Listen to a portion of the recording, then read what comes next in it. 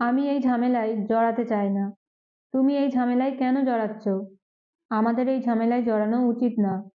চলুন শেখা যাক এই ধরনের বাক্যগুলো ইংরেজিতে কিভাবে বলতে হয়। কোনো ঝামেলার মধ্যে জড়ানো, এই কথাটার ইংরেজি হলো get involved in the mess. Get involved in the mess মানে হলো কোনো ঝামেলায় জড়ানো। তো চলুন কয়েকটা এক্সাম্পল দেখা যাক। আমি এই ঝামেলায় জড়াতে চাই না। I don't want to get involved in this mess. I don't want to get involved in this mess. তুমি এই ঝামেলায় কেন জড়াচ্ছ? Why are you getting involved in this mess?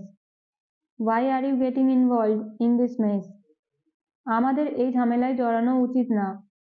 We should not get involved in this mess.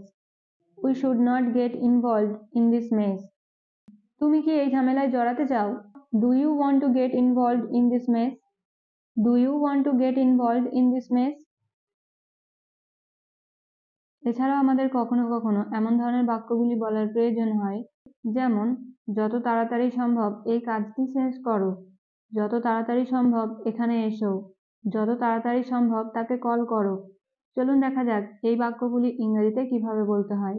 এই ধরনের বাক্যগুলো বলতে হলে complete structure হবে sentence plus as soon as possible.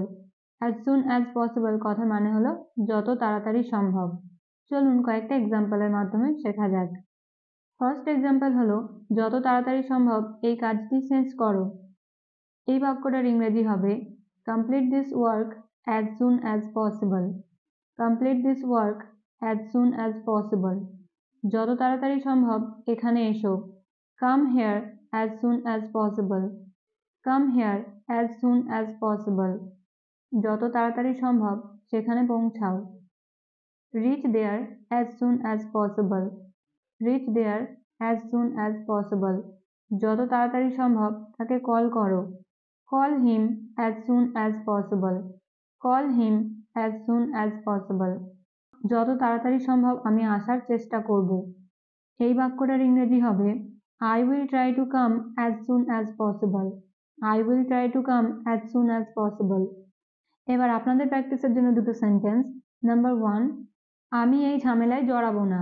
Number 2, যত তাড়াতাড়ি সম্ভব আমি কাজটি শেষ করার চেষ্টা করব।